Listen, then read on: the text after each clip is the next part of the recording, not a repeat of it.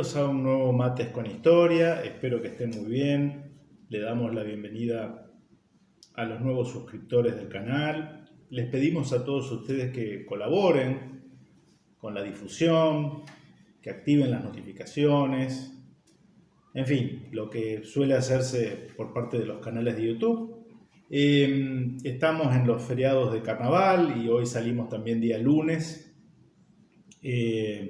Nos había quedado pendiente, si vieron el Mates con Historia pasado, el anterior, en el que hablamos sobre la asamblea del año 13, la cuestión de los símbolos patrios.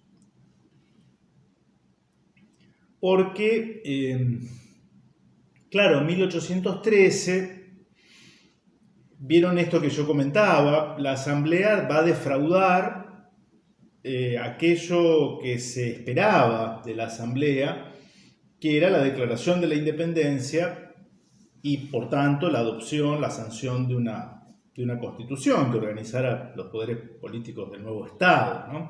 Eso no lo va a hacer la asamblea del año 13, lo hará el Congreso de Tucumán 3 años después. Entonces analizábamos todo aquello que fue la labor de la asamblea.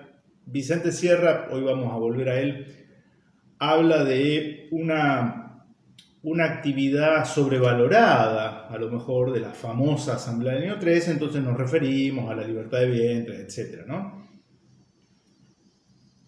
Pero algo que también va a tocar a la asamblea, y ya vamos a ver que tampoco va a ser muy original en esto, por lo menos en lo que refiere al himno nacional, es a oficializar de alguna manera los símbolos patrios. Esta cosa así medio a medio andar, ¿no? No declara la independencia, pero promueve una sensación, una simbología en este caso, que es propia de una nación independiente, porque, digamos, si yo voy a tener una canción patriótica, que luego será el himno nacional, si el sello de la asamblea va a ser el futuro escudo nacional, bueno, todo indica que estamos ante una independencia fáctica, aunque no decretada nominalmente u oficialmente. Antes que me olvide, porque Vicente Sierra analiza la cuestión del himno y el escudo, pero hace ya bastante, uno de los primeros Mates con Historia, que lo hicimos desde Córdoba, ¿no? Desde la zona de Ascochinga, estábamos de vacaciones, creo que hace 2 años. Ahí hablamos específicamente de la bandera argentina, ¿no? Esta cuestión de los colores. Por tanto, hago una breve referencia a ello. En realidad es recordar un poco lo que mencionamos. Si quieren, van a ese Mates y van a encontrar específicamente la cuestión de la bandera.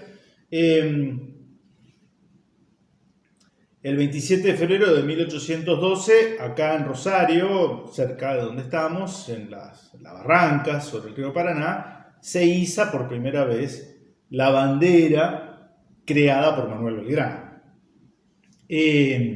Claro, esa bandera no se conservó, entonces después aparece Belgrano con otra bandera, haciéndola bendecir en un acto ceremonioso y oficial en Jujuy.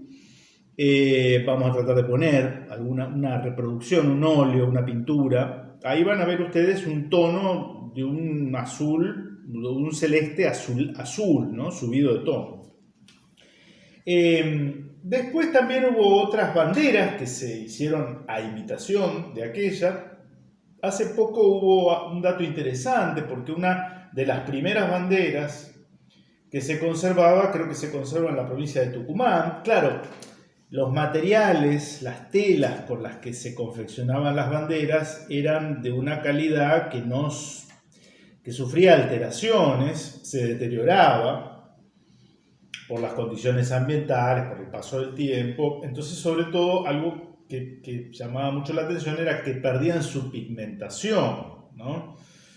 Pero se hicieron estudios sobre esa bandera, insisto, en la provincia de Tucumán, y se estableció, los especialistas que trabajaron en ello, que el color utilizado en esa bandera era el de un celeste azul, es decir, o azul celeste. Un celeste subido de tono, tampoco es un azul, azul marino, ¿no? Pero ciertamente todo indica que los colores en los que se inspiró, que decidió Belgrano, eran el blanco, que representa un poco el plateado, ¿no? Lo argentífero, ¿no? Y el azul, aunque él remite a los colores de la Escarapela Nacional, y en el decreto de creación de la Escarapela Nacional por parte del Triunvirato, la referencia es a azul celeste, azul celeste. Pero definitivamente no creo que haya sido el celeste medio así aguachento, suelo decir yo, al que a veces lamentablemente uno está acostumbrado a ver en ciertas banderas argentinas. Ese celeste tan claro, que a veces se confunde la bandera y parece toda blanca, una bandera de rendición, me parece que no era el que eligió Belgrano. ¿En qué se inspiró Belgrano? Bueno, esto es una eterna discusión. Yo he consultado distintas fuentes. Algunos hablan de que en realidad elige o copia, en 1812 estamos, no hay declaración de la independencia todavía, pero es sugestivo porque él a las dos baterías que manda a construir en el río Paraná, a la altura de Rosario, esas baterías las nombra Libertad e Independencia. Libertad e Independencia. Algunos sugieren que se inspiró en los colores de la Casa de Borbón, ¿no? De los monarcas españoles. Vamos a tratar de poner una famosa pintura de Goya, el retrato de familia, ¿no? Creo que era Carlos IV y su familia, donde están los miembros de la Casa Real con una banda, con una faja, una banda en realidad, que uno dice son los colores de nuestra bandera, ¿no? Los argentinos siempre tenemos esa impresión al ver ese cuadro, ¿no? Otros sugieren que dada su devoción mariana se inspira también en los colores de la Inmaculada Concepción, una devoción muy arraigada, ¿no? Que son precisamente azul y blanco. En fin, la discusión es como para no terminarla nunca. Ustedes tomen posición por la versión que más les parezca, es cierto, aunque en realidad Belgrano nunca va a expresar, por lo menos por escrito, aquello en lo cual él se inspiró, al menos que yo sepa, al menos que yo sepa.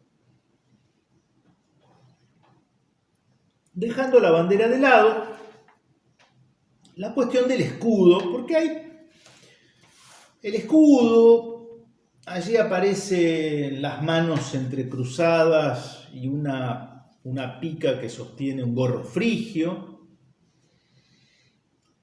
lo cual remite a una idea republicana, podríamos decir, pero al mismo tiempo la letra del himno, que tiene tintes monárquicos. Vamos a ver cuál es la interpretación que nos da Vicente Sierra. Yo siempre lo recomiendo, es para mí palabra mayor en historia argentina. Entonces dice lo siguiente: la gloria póstuma de la Asamblea General Constituyente se asienta esencialmente en dos hechos: adoptar como sello una composición que pasó a ser el escudo de la nación argentina, y aprobar una canción que más tarde fue consagrada como el himno nacional argentino. Las actas de la Asamblea se han perdido. Las únicas referencias a estos hechos que se conocen son los extractos que publicó el redactor de la Asamblea, el órgano informativo, digamos, ¿no? En su edición del 20 de marzo de 1813 se lee: sesión del sábado 13 de marzo, hecha moción en este día por uno de los ciudadanos representantes para que se designase al Supremo Poder Ejecutivo el sello que debía usar en sus diplomas y contestaciones oficiales, se acordó por unanimidad de votos lo que sigue. Decreto: la Asamblea General ordena que el Supremo Poder Ejecutivo use el mismo sello de este cuerpo soberano es decir, el sello de la Asamblea. Vamos a tratar de poner imágenes. Con la sola diferencia de que la inscripción del círculo sea la de Supremo Poder Ejecutivo de las Provincias Unidas del Río de la Plata. Firmado, Dr. Tomás Valle, presidente, Hipólito Vieites, secretario. Se desconoce quién fue el autor del dibujo original o el de la idea de utilizar símbolos franceses. Vicente Sierra dice eso, símbolos franceses, como la pica y el gorro frigio. Esto venía de la Revolución Francesa, ¿no? O sea, símbolos franceses revolucionarios, ¿sí? Lo positivo es que la intención de la Asamblea no fue crear el escudo de una nueva nación, pero posteriormente se tomó una resolución que es la que debió de influir para que lo nacido como sello pasara a ser escudo. Si bien resulta curioso que la misma no fuera reproducida en el redactor.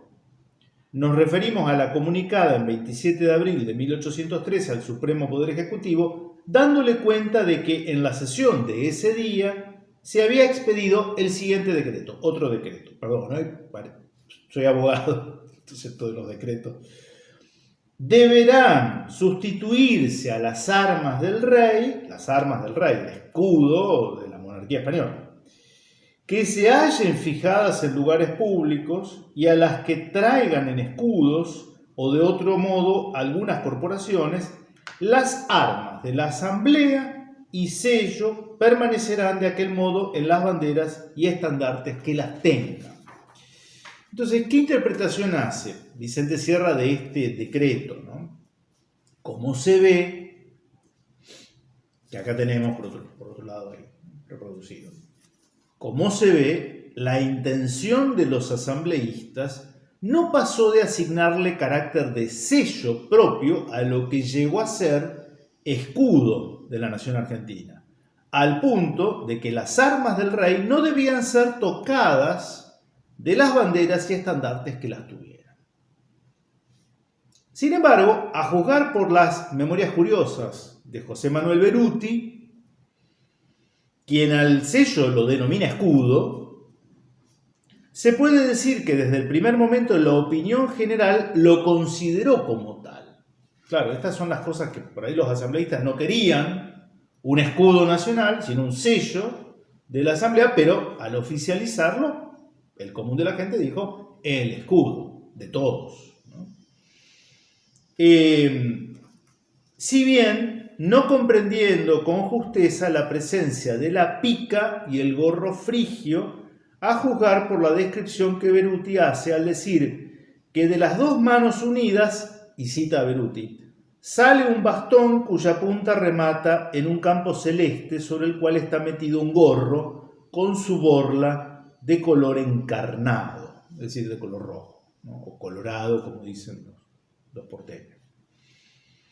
Describiendo los festejos de mayo de 1813, 25 de mayo de 1813, el tercer aniversario de la Revolución, recuerda que en la víspera se representó una gran comedia a la cual asistió el ayuntamiento, cuyos miembros llevaban, cita nuevamente a Beruti, en lugar de sombrero, un gorro colorado, símbolo de la libertad, a cuyo acto concurrió todo el pueblo espectador, igualmente con gorros por sombreros, y continúa recordando, rememorando esa función teatral del 25 de mayo de 1813. Ahí habría aparecido esta cuestión del gorro frigio, aparentemente tenido por algunos. Hay que ver si esto era realmente masivo, popular, federal. Estamos hablando de una función teatral en la ciudad de Buenos Aires.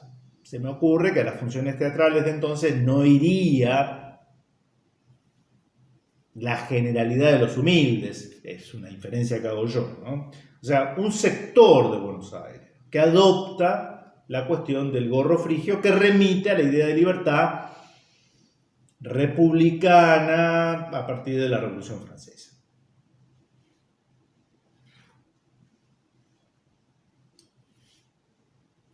Y para cerrar esta cuestión de el gorro, el escudo, mejor dicho, continúa Vicente Sierra y dice: el Congreso de 1816, 3 años después, Tucumán, modificó el sello de la Asamblea de 1813, adoptando otro en el que las dos manos unidas sostenían 2 guías de laurel.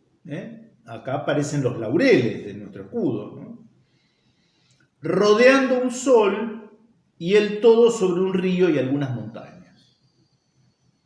Es decir, se hizo desaparecer la pica y el gorro frigio, sobre los cuales, según refiere en sus memorias el general Paz, Manuel Belgrano le había dicho, y acá cita a Paz, que cita a su vez a Belgrano: no me gustan ese gorro y esa lanza en nuestro escudo de armas, y quisiera ver un cetro entre sus manos, que son el símbolo de la unión de nuestras provincias. Bueno, entonces ven ustedes cómo la simbología de una nación que emergía como realidad política autónoma, ya hemos hablado y podemos hablar, vamos a volver sobre la cuestión de la independencia, si nos vino bien, nos vino mal, España, en fin, si hay que celebrar. Bueno, yo soy de los que creen que hay que celebrar nuestra independencia, sin complejo de culpa, ni mucho menos. Pero bueno, en esa lógica, bueno, la simbología de esa nación que se independiza o que adquiere, todavía era una época de confusión, 1812, 1813, no se sabía qué iba a pasar en Europa, no se sabía qué iba a pasar con Napoleón, en fin, ¿no? Bueno, debía adoptar una simbología. ¿Y qué tipo de simbología? Era una cuestión, y sigue siendo una cuestión interesante, ¿no? Hay ahí preferencias ideológicas, ¿no?, que se concretan en un símbolo. Y la cuestión de la canción patriótica o marcha patriótica, así se la llaman algunos documentos, hoy el himno nacional argentino, saben, todos sabemos que se conmemora su creación o el día del himno el 11 de mayo, por un decreto, pero ahí hay una serie de confusión de fechas, y Vicente Sierra, con una cita que hace de otro autor, dice que en realidad el himno ya estaba creado en 1812, por encargo del triunvirato, y que la Asamblea no tiene originalidad alguna más que oficializarlo como canción patriótica. Es la conclusión a la que llega Vicente Sierra. Letra de Vicente López y Planes y música de Blas Parera. Es curioso, Blas Parera español y va a morir en España. Aunque después el himno era largo, ¿no? La versión original tenía muchas estrofas. Eso lo modifica Julio Argentino Roca en su segunda presidencia, acorta las estrofas del himno. Se lee acá un poco los fundamentos de ese decreto por el cual también se alude, se nos dice que era para acortarlo, porque el himno demoraba mucho la gente en cantarlo, la versión original. En el fundamento que da Roca también dice, bueno, ya pasó esto de la recriminación a España y la tiranía y el altivo ibérico León, ¿no? Entonces, bueno, se suprimen esas estrofas que eran entendibles en 1813, porque claro, si yo me voy a independizar, de alguna manera tengo que justificar por qué rompo esos vínculos, ¿no?, con la metrópoli, ¿no? Y también, en realidad, yo no lo recordaba, pero leyendo me acordé, hubo un ajuste también en la música que se debe a Pedro Esnaola, que se adopta una versión hecha por él en base a la música de Blas Parera de la década de 1860 y pico, ¿no? Entonces, dice Vicente Sierra, no se encuentra en las páginas de El Redactor ninguna referencia a la marcha patriótica, que con letra de Vicente López y Planes y música de Blas Parera pasó a ser el himno nacional argentino. con fecha 12 de mayo de 1813, el Supremo Poder Ejecutivo comunicó a los gobiernos del interior haber recibido, con fecha del día anterior, el 11, una declaración de la Soberana Asamblea que decía así. Y ahí está la comunicación diciendo que se había adoptado la partitura, la letra, la música de la que estamos hablando ese día, el 11 de mayo. Pero es lo que después Vicente Sierra va a explicar, que adoptarla u oficializarla no significa que hayan sido confeccionadas en los días previos, sino que posiblemente esto hubiera sido hecho unos 6 meses antes, es decir, a finales de 1812. Y lo que me parece interesante, como para ir cerrando esta cuestión, hay un título que dice Las ideas políticas y la letra del himno. Las ideas políticas y la letra del himno.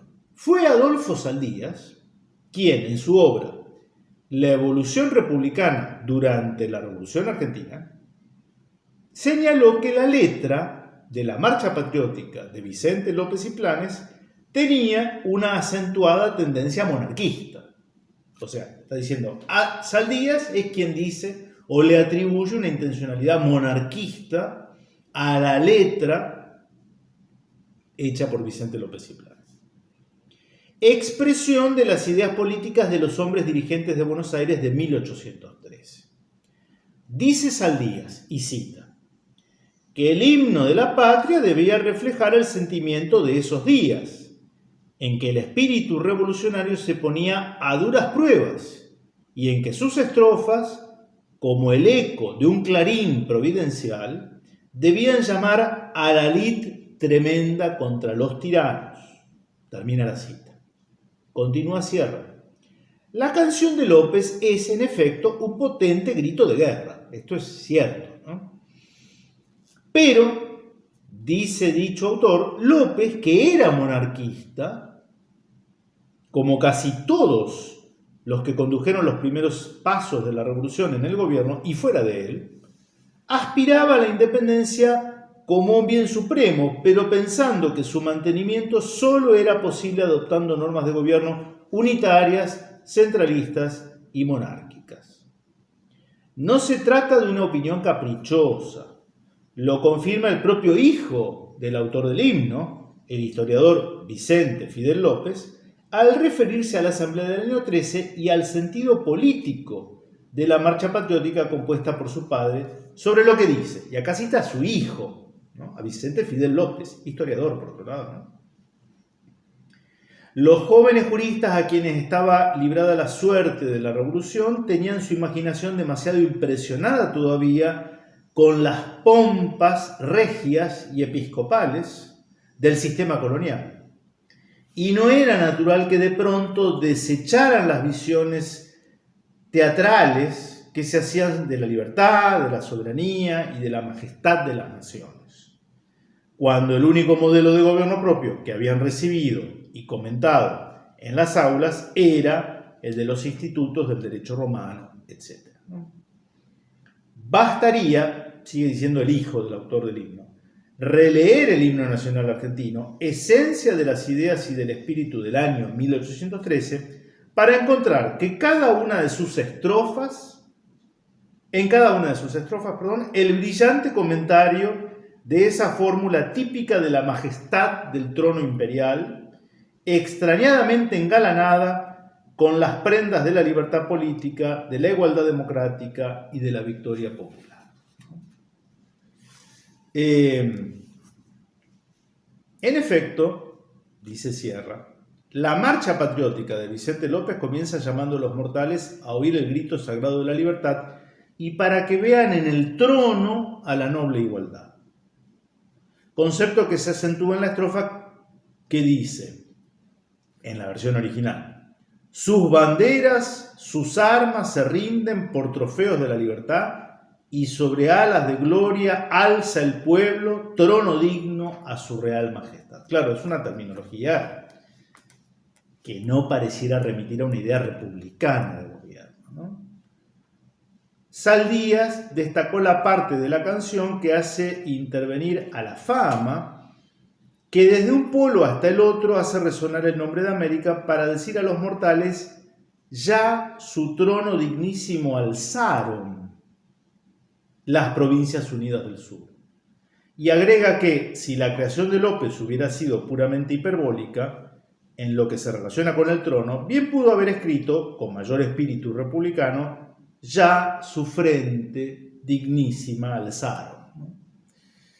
En apoyo de su interpretación, Saldías dio a conocer un documento altamente demostrativo. Una carta de José María Rojas y Patrón, un político de la época de Rosas, ¿no?, que era monárquico y quien en 1862, refiriéndose a la cuestión, decía que con la implantación de la monarquía, cita, quedaría cumplida la profecía del poeta don Vicente López, amigo íntimo de Darragueira, en la última estrofa de la hermosa canción nacional que tenemos. Esa fue su intención, lo sé, como otros, de su boca. Era de los patriotas, padres de la revolución del 25 de mayo de 1810, hecha con esa tendencia. Es decir, todo fundamentaría la idea de que había un espíritu de constituir una nueva monarquía, distinta a la de los Borbones de España, ¿no?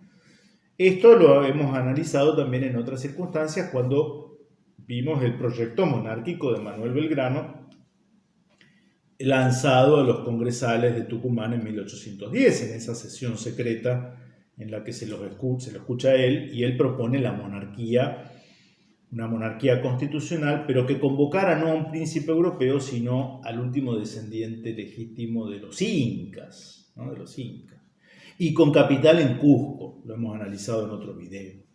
Entonces, era perfectamente lógico entender que esos criollos que hacían una revolución, no necesariamente todos ellos tenían ideas republicanas. Casi les diría que el que abrigaba y tenía un proyecto republicano en ese momento, 1813, era José Gervasio Artigas. ¿Se acuerdan que en el Mates con historia anterior hablamos, ¿no?, de las instrucciones de Artigas a los diputados orientales que van a ser rechazados por la Asamblea? Y ahí no solo Artigas dice que la Asamblea debe declarar la independencia, que es lo primero que tiene que hacer, sino que además debe constituirse en una forma confederal y republicana. Confederal y republicana. José Gervasio Artigas. Pero no era el espíritu de los que estaban en Buenos Aires en ese momento. Miren, no olvidé decirlo al comienzo. O sea, acuérdense, Caudillos y Valientes hace este tipo de diseños en las remeras.